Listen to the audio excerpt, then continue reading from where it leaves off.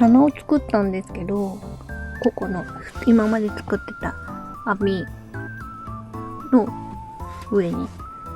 で、この子が、この幅があんまりないので、ちょっとこの網もちょっと今張ってるんですけど、結構いいかもしれない。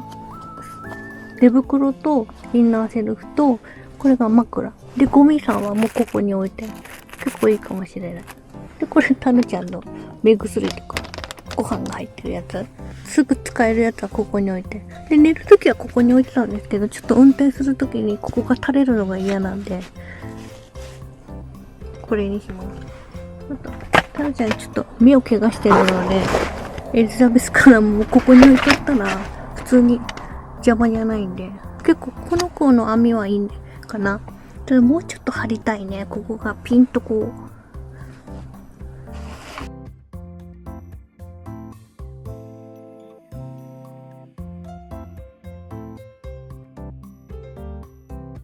こうしてくれるといいんだけどね。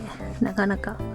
ただもう車中泊の時にこの上に物も置けるし、この中に置けるから、すごくこの子は重宝している。